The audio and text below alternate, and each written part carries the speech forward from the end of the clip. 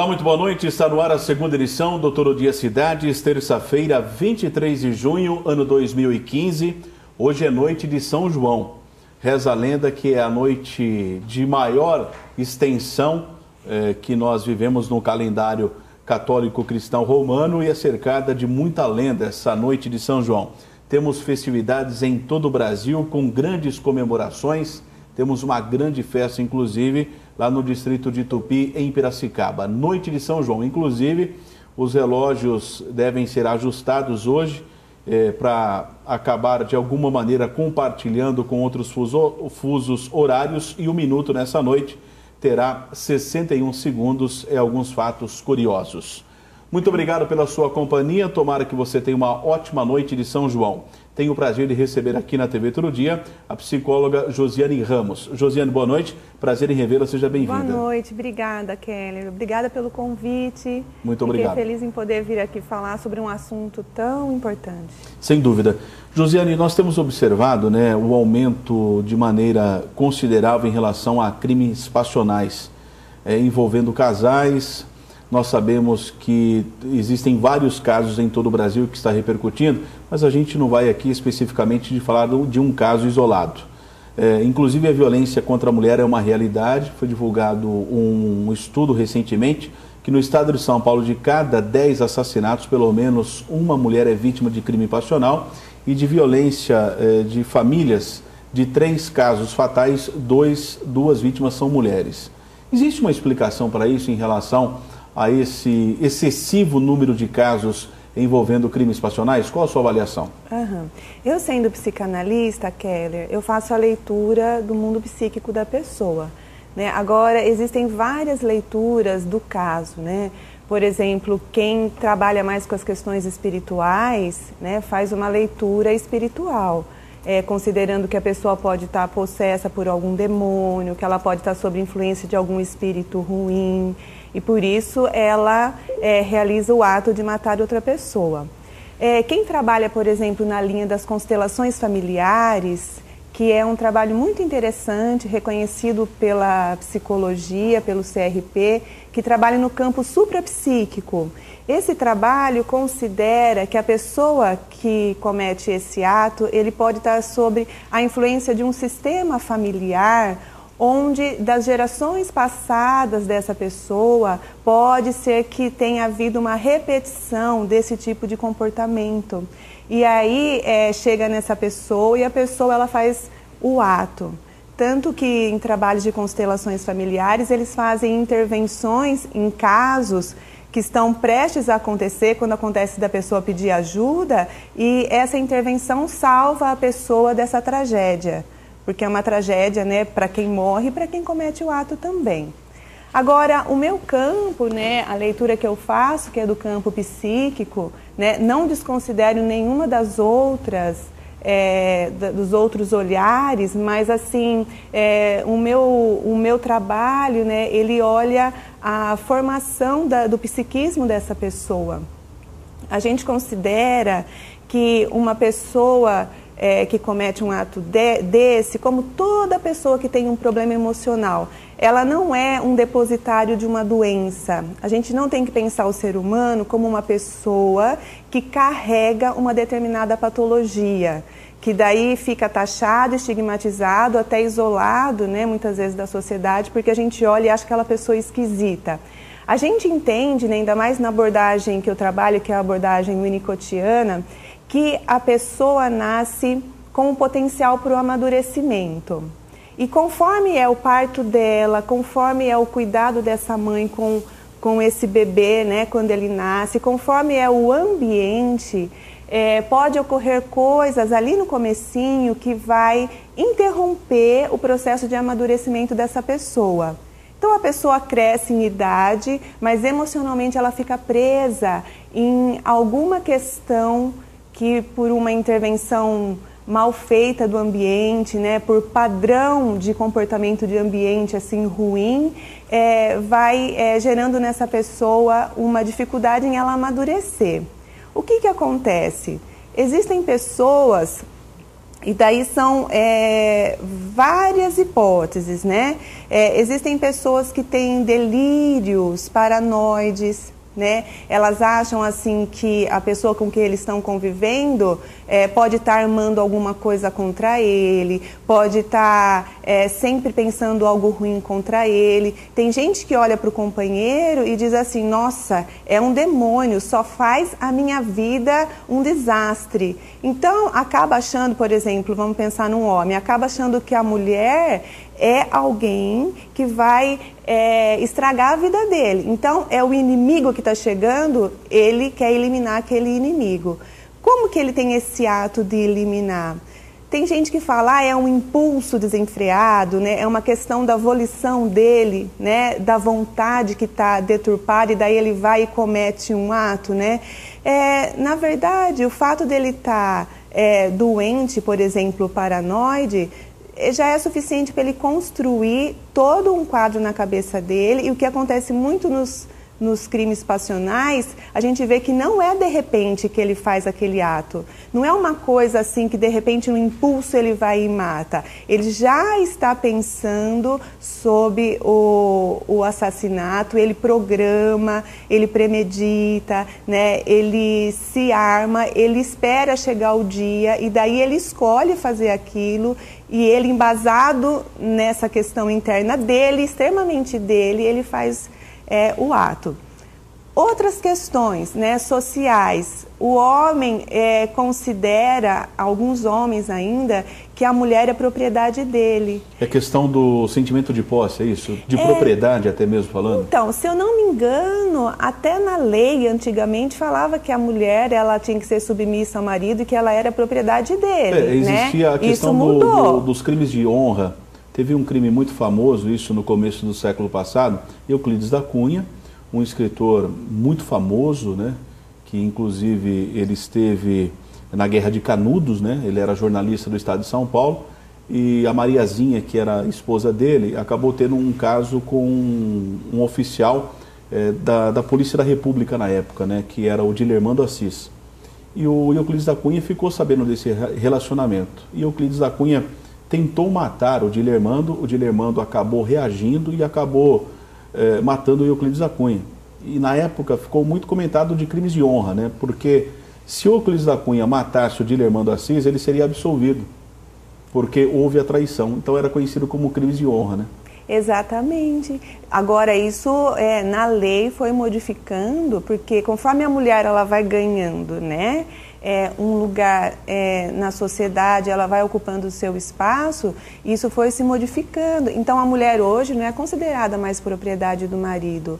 Só que tem maridos que ainda, né, ou tem parceiros, né, que ainda olham para a mulher por essa linha e ainda fica nessa questão social de que jamais, ainda mais se teve o ato mesmo da traição, ele vai ficar nesse lugar do homem traído, né? E perante a sociedade, ele considera que ele tem que limpar a honra dele, né? Isso, a gente pode até pensar, Keller, que tem alguma influência transgeracional, né, do que ocorreu lá para trás e que vem, né, eu acredito nisso, né, que vem passando de geração a geração esse tipo de informação. Mesmo que os tempos mudaram, a pessoa ela fica ainda conectada a isso. Né? Agora, a gente tem que considerar que emocionalmente, né, a pessoa ela precisa estar num estado prejudicado, né, de amadurecimento dela, para que ela faça algo desse tipo, né? Mesmo porque ela prejudica a própria vida. E tem casos que a própria pessoa se mata depois, né? Ela mata e se mata. Uma outra explicação que a psicanálise dá para esses casos, né, são de pessoas que não conseguem lidar com nenhum tipo de perda. Porque tem gente, e isso a gente vê assim no nosso dia a dia, que não suporta lidar com a perda. Qualquer ameaça de perda, a pessoa já entra em pânico e fica desesperada, entra em depressão, né?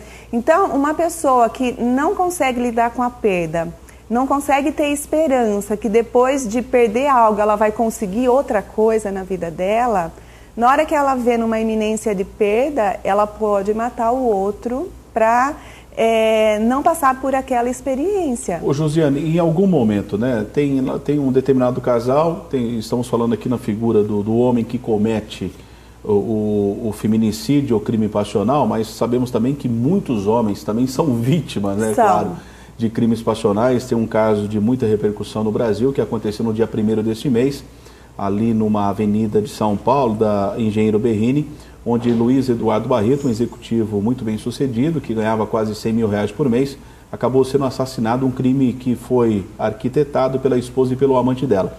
Mas em determinado momento, né, você disse de alguma relação que poderia vir do passado, isso já poderia estar com o indivíduo ou com o homem com a mulher. Mas tanto o homem como a mulher têm uma vida normal. Em algum momento, em algum momento pode aflorar essa violência, quer dizer, o cidadão tem uma vida relativamente tranquila, de repente pode aflorar isso? Na verdade, serve até como um gatilho, por exemplo? Então, mas na verdade, né, quando a pessoa não está amadurecida, ela não está amadurecida.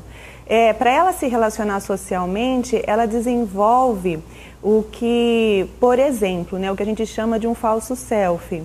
A pessoa, ela se apresenta para a sociedade muito bem, obrigada. Ela se relaciona muito bem com as pessoas, ela é bem sucedida no trabalho dela. Quando a gente olha para uma pessoa, a gente fala, nossa, que cara bacana, que mulher legal, que sucesso que tem essa vida, né? É motivo até de admiração de outras pessoas. Só que isso é uma defesa que a pessoa construiu para ela conseguir se relacionar. Então, o que está lá dentro não amadurecido, a gente muitas vezes não enxerga na pessoa. A gente se relaciona com um monte de gente que a gente não imagina que ela possa ser capaz de fazer uma coisa dessa, porque socialmente ela se apresenta diferente. É como se ela colocasse uma roupa de um personagem e vivesse na vida. Às vezes nem ela tem consciência que ela está representando um papel. Às vezes ela começa a se assustar com o mundo interno dela quando ele começa a se movimentar. Pode ser movimentado esse mundo interno natural pela vida ou pode ter algum estímulo que mexa, né? Mas o que é bom a gente entender é que a pessoa ela não está amadurecida internamente e ela não se apresenta assim. Agora, quem tem intimidade com essa pessoa? Quem tem intimidade, ela vai deixando escapar alguma coisa esquisita que está lá por trás. Porque a pessoa, ela não consegue bancar esse falso self, né, o tempo todo na intimidade. Quem é mais íntimo começa a conhecer um pouco mais a pessoa. E tem pessoa que está com esse mundo interno já um pouco mais aflorado, que o parceiro já começa a ter um pouco de medo e começa já a sentir um pouco ameaçado. Só que o parceiro tem uma composição psíquica que faz uma codependência com essa pessoa e não consegue terminar o relacionamento. Porque se é uma pessoa que está madura do lado de uma pessoa dessa, ele toma um jeito aí de romper a relação, né? O que acaba sendo também às vezes perigoso, porque a pessoa não aguenta o rompimento e pode também praticar o ato, né? Mas assim, a gente tem que tomar muito cuidado com quem a gente se relaciona, tem que prestar muita atenção, né? Conhecer bem a pessoa, porque ela pode trazer no mundo dela coisas que são ameaçadoras, né? Que são prejudiciais, né? A gente tem que se preocupar bastante com isso.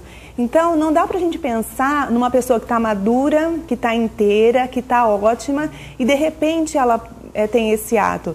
Não, ela está imatura, ela só está com uma casca de uma defesa demonstrando que ela está bem, né? Então a gente tem que cuidar muito, né, com quem a gente se relaciona. Isso é muito sério, né? Sem dúvida. Estou conversando com a psicóloga e psicanalista Josiane Ramos, estamos falando a respeito de crimes passionais. Josiane, nós sabemos que, na questão clínica, né, existem grupos de risco. Por exemplo, o indivíduo tem alguma predisposição a ter alguma doença genética ou alguma doença congênita, ponto. Do ponto de vista, em termos da psicanálise, falando a respeito do perfil de um criminoso, nós sabemos que existia um sociólogo italiano, Lombroso, que dizia que o cidadão era criminoso, dava para perceber pelo formato da cabeça dele. Isso até hoje é contestado, o perfil do criminoso.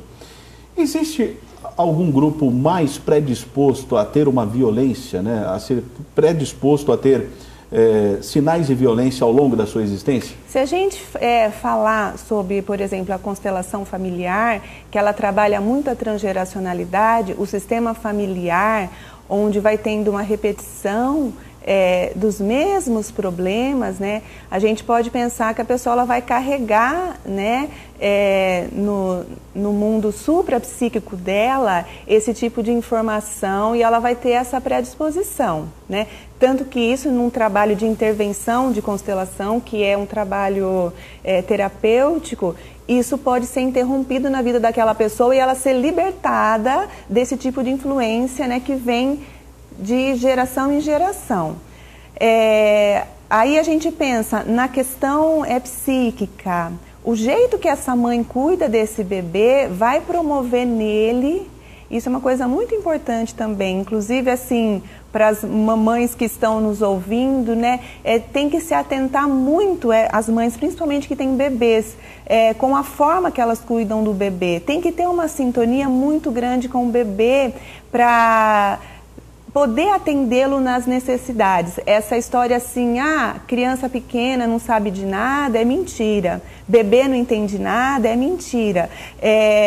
O bebê que ele não é acolhido, o bebê que não é atendido, o bebê que é de uma certa forma abandonado lá no seu canto, onde a mãe demora a chegar, ou ela chega fora do tempo, ou é uma mãe muito invasiva, ela vai construindo um psiquismo nessa pessoa, podendo predispô-lo a o que a gente chama em psicanálise, né, numa tendência antissocial, né?